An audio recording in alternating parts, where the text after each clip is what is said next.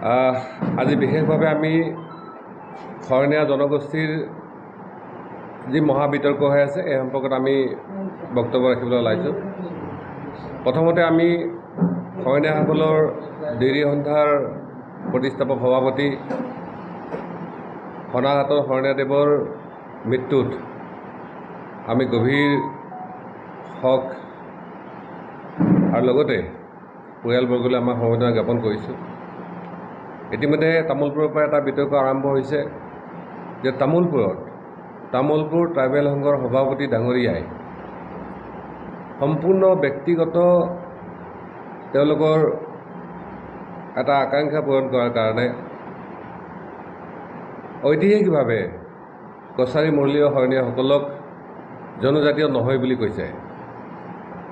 মই আজি এই প্ৰেছ মিটৰ জৰিয়তে ইয়াক তীব্ৰ বিৰোধিতা কৰিছোঁ। ইতিহাস আৰু লগতে অসম চৰকাৰৰ দ্বাৰা শেহতীয়াভাৱে কছাৰী হিচাপে স্বীকৃত শৰণীয়াসকলক এই ধৰণে অপমান কৰাৰ অধিকাৰ ক'ত পালে? আৰু তেওঁৰ লগত যিসকলে সুৰ মিলাইছে তেখেতসকলে মই এটা কথা ক'ব বিচাৰিছোঁ, এই বিতৰ্কটো গুজৰাটত আৰম্ভ হৈছিল যে আমাৰে ট্ৰাইবেলৰ কিছুমান লোকে ট্ৰাইবেল স্বগোষ্ঠীয় লোক কিছুমানক ট্ৰাইবেল নহয় বুলি তেওঁলোকে অভিযোগ কৰিছিল। আৰু তাৰপিছত আমাৰ তেতিয়াৰ গুজৰাটৰ চৰকাৰৰ হোম মিনিষ্টাৰ অমিত শ্বাহ ডাঙৰীয়াই এটা ব্যৱস্থা লৈছিল, যাৰ ফলত প্ৰতিজন জনজাতীয় লোকে পৰিচয় পত্ৰৰ সময়ত তেওঁলোকৰ নথি পত্ৰবিলাক দিবলগীয়া অৱস্থা হৈছিল। আৰু যেতিয়া এজন মানুহ সি যিয়ে নহওক, ট্ৰাইবেলে হওক যিয়ে নহওক, 50, 60, 70 বছৰৰ ডকুমেণ্ট বিচৰা হয়, বিশেষকৈ যিসকল দুখীয়া নিচলা গাঁৱে বুঢ়ে থকা লোক আছে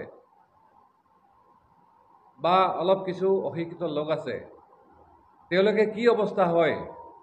সেইটো গুজৰাটৰ ট্ৰাইবেল লোকসকলে এতিয়া গম পাইছে। অৰ্থাৎ যিসকল ট্ৰাইবেল লোক যেতিয়া তেওঁলোক 60-70 বছৰ ডকুমেণ্ট বিচাৰ তেওঁলোকক দিব নোৱাৰা হ'ল, যাৰ কাৰণে আজি গুজৰাটত হাজাৰ হাজাৰ ট্ৰাইবেল লোকে ট্ৰাইবেল চাৰ্টিফিকেটৰ কাৰণে হাহাকাৰ কৰিব লগা হৈছে। অকল এই গুজৰাটত নহয়, বিভিন্ন প্ৰান্তত এই ঘটনা ঘটিছে।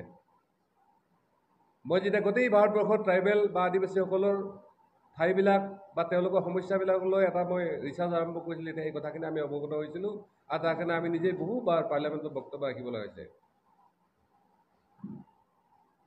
তেওঁলোকৰ ঘোষণা মতে আজিহে নহয়, বড়ো ছাত্ৰ সন্থা, ৰাভা ছাত্ৰ সন্থা, হাজং ছাত্ৰ সন্থা, বড়ো সাহিত্য সভা আদি কৰি ট্ৰাইবেলৰ কেইটামান সংগঠনে আজি এই বিষয়লৈ বহাৰ কথা। মই সেইকাৰণে তেখেতক অনুৰোধ জনাইছোঁ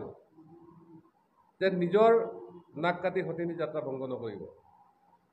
শৰণীয়াসকল বৃহত্তৰ কছাৰী মূলৰ লগ হয়, ইয়াত কোনো সন্দেহ নাই, নাছিল আৰু নাথাকিব। কিছুমানে কেৱল নিজৰ ন্যস্ত ৰাজনৈতিক স্বাৰ্থ পূৰণ কৰাৰ কাৰণে যদি নৱশৰণীয়া কৰাৰ নিচিনাকৈ গোটেই ট্ৰাইবেল জনগোষ্ঠী মানে শৰণীয়া জনগোষ্ঠী কৰিব বিচাৰে যে তাৰ পৰিণাম কিন্তু ভৱিষ্যতে ভাল নহ'ব।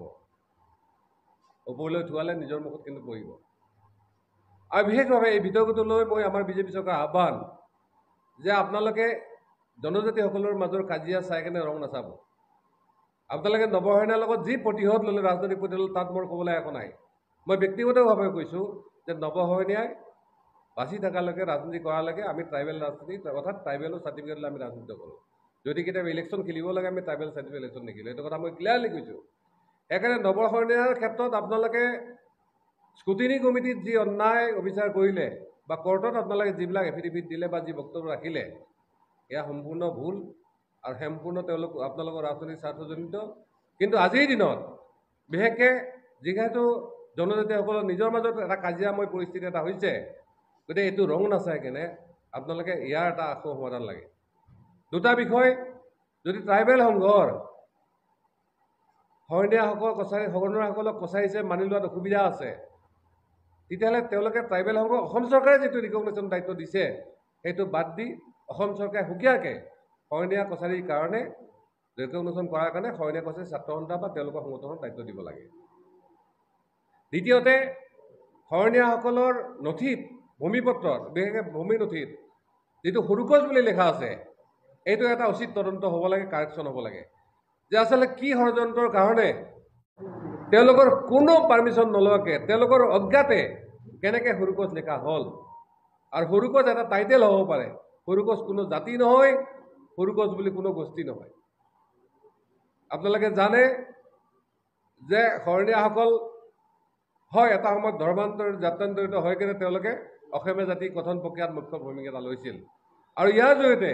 মই বিশেষকৈ অসমৰ মূল যিবিলাক সংগঠন আছে সদৌ অসম ছাত্ৰ সন্থাই হওক যুৱ ছাত্ৰ পৰিষদে হওক ঠিক তেনেকৈ অসম সাহিত্য সভাই হওক তাৰ লগতে আমাৰ সত্ৰ মহাসভাই হওক আদি কৰি যিবিলাক জাতীয় দল সংগঠন আছে তেখেতসকলক এই সম্পৰ্কত তেখেতসকলৰ বক্তব্য স্পষ্ট কৰাৰ কাৰণে বা লগতে অসম চৰকাৰক তেওঁলোকৰ কথাখিনি অৱগত কৰাৰ কাৰণে মই আহ্বান জনাইছোঁ কাৰণ এই শৰণীয়াসকলৰ পৰাই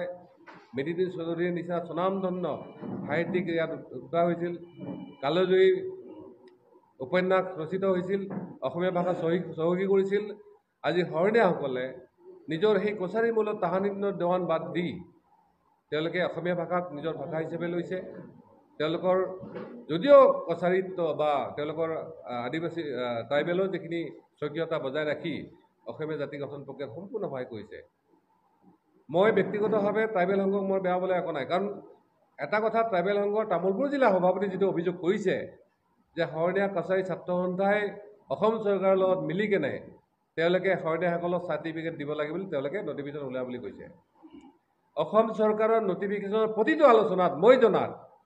ট্ৰাইবেল সংঘ জড়িত আছে শৰণীয়া ছাত্ৰ সন্থা জড়িত আছে কিবা যদি ভুল কৰিছে দুইটাই কৰিছে কাৰণ সেই সময়তে আমি কৈছিলোঁ যে শৰণীয়াসকল এতিয়াও চিডলিঙত অৰ্থাৎ আমাৰ ভাৰতীয় সংবিধানত কছাৰী বৃহত্তৰ কছাৰী মূলৰ হিচাপে আছে কিন্তু শৰণীয়া কছাৰী হিচাপে নাই সেই সময়ত নটিফিকেশ্যন ওলোৱা সময়তেও কৈছিলোঁ যে এইটো ভুল হৈছে কিন্তু ট্ৰাইবেল সংঘ শৰণীয়া ছাত্ৰ সন্থা বা অসম চৰকাৰৰ আলোচনাৰ মাজত এইটো সিদ্ধান্ত হৈছিল আৰু বিশেষকৈ মই অসম চৰকাৰৰ যিসকল বিষয়ববীয়া ট্ৰাইবেল বিভিন্ন বিভাগবিলাকত আছে তেওঁলোকক মোক ধিক্কাৰ দিছোঁ আৰু তেওঁলোকৰ যিখিনি বুৰ্বগামী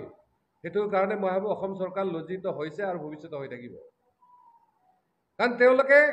কেৱল অসম চৰকাৰৰ বা মিনিষ্টাৰৰ পৰামৰ্শত বা তেওঁলোকৰ সূত্ৰলিপিত তেওঁলোকে ছিগনেচাৰ কৰাৰ কোনো দৰকাৰ নাই কাৰণ যদি তেওঁলোকে সেই সময়ত স্পষ্ট কৰি দিলেহেঁতেন যে কছাৰী হিচাপে তেওঁলোকৰ এডভকেট জেনেৰেল পৰ্যন্ত আছে যে শৰণীয়াসকল যিহেতু প্ৰপ'জেলহে পঠাইছে চৰকাৰে যে তেওঁলোকক কছাৰী শৰণীয়া হিচাপে ইনক্লুড কৰাৰ কাৰণে আজিলৈকে হোৱা নাই গতিকে কছাৰী হিচাপে কৰি আছে আৰু মই আজি আপোনালোকৰ জৰিয়তে অসম চৰকাৰক আহ্বান জনাইছোঁ এই যিটো আমাৰ বৰ্ষাকালীন অধিৱেশন আহি আছে তাত যাতে শৰণীয়া কছাৰী তেওঁলোকক কছাৰী শৰণীয়া হিচাপে কৰাৰ কাৰণে তেওঁলোকে প্ৰস্তাৱ পঠাইছে মদাহীসকলক মদাহী কছাৰী হিচাপে প্ৰস্তাৱ ঠেঙালসকলক ঠেঙাল কছাৰী হিচাপে আৰু তাৰ লগতে আমাৰ মিৰিসকলক মিচিং হিচাপে এই ধৰণৰ যিখিনি ট্ৰাইবেলৰ কাৰণে কৰিবলগীয়া কাম আছে এই অধিৱেশনত যাতে তেওঁলোকে সম্পন্ন কৰে তাৰ কাৰণে মই আহ্বান জনাইছোঁ আপোনালোকে জানে BDC ইলেকশ্যন আহি আছে এই সময়ত আমাৰ বিভিন্ন পাৰ্টীৰ নেতাসকলে আমাৰ ছাত্ৰ সন্থাকে আদি কৰি বিভিন্ন জাতীয় দল সংগঠনৰ মানুহবিলাকক মাতি নিব তেওঁলোকক হয়তো অলপ তেওঁলোকৰ সমস্যাখিনি সমাধানৰ আশা প্ৰতিশ্ৰুতি দিব আৰু দুই চাৰি পইচা দিব তেওঁলোকে ভোটটোলৈ পাৰ হৈ যাব আপোনালোকে দেখিছে যে শৰণীয়া ছাত্ৰ সন্থাই এটা প্ৰস্তাৱ লৈছিলে যে যোৱা বিগত MP ইলেকশ্যনত তেওঁলোকে ভোট বৰ্জন কৰিব কিন্তু ট্ৰাইবেল মিনিষ্টাৰ ৰনজ পেগুৰ প্ৰতিশ্ৰুতিত তেওঁলোকে ভোট বৰ্জন বহিষ্কাৰ কৰিছিল আৰু বহুতে তেতিয়া সন্দেহ কৰিছিল যে শৰণীয়া ছাত্ৰ সন্থাই কিবা কম্প্ৰমাইজ কৰে নেকি মই ব্যক্তিগতভাৱে ভোট বৰ্জনটো আমি বিশ্বাস নকৰোঁ কিন্তু এইবাৰ ঠিক যে এইবাৰ যাতে কোনো দলে কেৱল শৰণীয়াসকলক ভোট লোৱাৰ কাৰণে তেওঁলোকে চেষ্টা নকৰে আৰু মই পুনৰ এবাৰ আহ্বান জনাইছোঁ যিহেতু চৰকাৰী পক্ষত আমাৰ পিপল ডাঙৰীয়াসকল আছে যে তেওঁলোকে এটলিষ্ট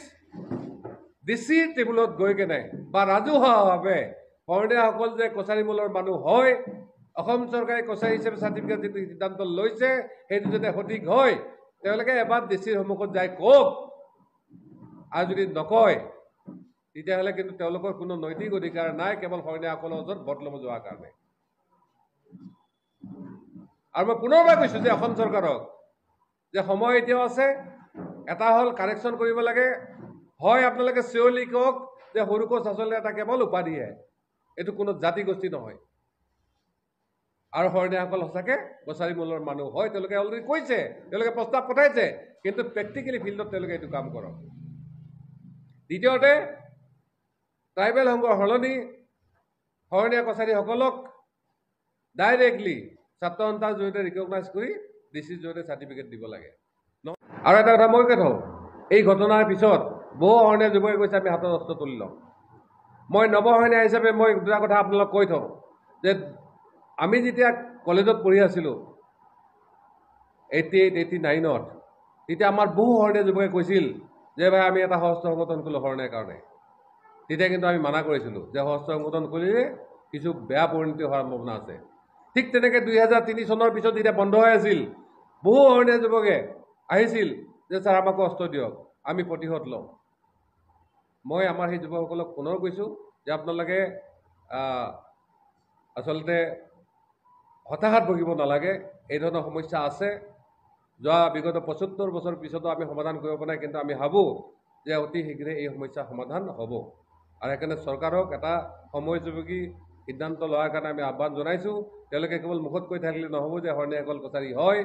তেওঁলোকে প্ৰেক্টিকেলি ডিএমবিলাকক নিৰ্দেশ কৰিব লাগে আৰু আমাৰ ট্ৰাইবেল সংঘৰ তামোলপুৰ জিলা সভাপতিকে আদি কৰি যিসকল এনেকুৱা নিকৃষ্ট ব্যক্তি আছে তেওঁলোকে জনগোষ্ঠীৰ মাজত কাজিয়া লগাৰ যিটো তেওঁলোকৰ মানে এটা পলিচি বা চাল সেইটো যাতে তেওঁলোকে বৰ্জন কৰে এইটোত এই ট্ৰাইবেলসকলক কিন্তু ক্ষতিগ্ৰস্ত কৰিব আজিও বহু ক্ষেত্ৰত পলিচি লেভেলত ট্ৰাইবেলসকল বিভিন্ন সমস্যাত ভুগি আছে মই ভাবোঁ আপোনালোকে একত্ৰিত হৈ আগবাঢ়ি যাওক হয় তাৰ মাজত আপোনালোকে ভাল কথা কৈ চৰকাৰে লোৱা সিদ্ধান্ত আমি মানি লওঁ তেতিয়াহ'লে আপোনালোকে কেলেই নকয় যে হয় শৰণীয়া কছাৰীসকলক তেওঁলোকৰ মাটি কাৰেকশ্যন কৰক আৰু নতুবা তেওঁলোকৰ চিটলুঙৰ বাহিৰ কৰি দিয়ক তেওঁলোকে স্পষ্টভাৱে ক'ব পাৰে কিন্তু সেইটো কোৱা নাই বৰঞ্চ কোনোবা 2-4 যুৱকে কিবা কথা কোৱালৈ তেওঁলোকে ৰিয়েকশ্যন কৰিছে কি ৰিয়েকশ্যন কৰে লগালে যুঁজিব গতিকে এই ধৰণৰ ভাষা এই ধৰণৰ প্ৰত্যাহাৰ কৰক আৰু আমাৰ ট্ৰাইবেল সংঘৰ বিশেষকৈ চেণ্ট্ৰেলৰ বিষয়সকলে আমি অনুৰোধ জনাইছোঁ যে আপোনালোকে আগতেও তেনেকুৱা ধৰণৰ সমস্যা সমাধানৰ এটা ভাল উদ্যোগ লৈছিলে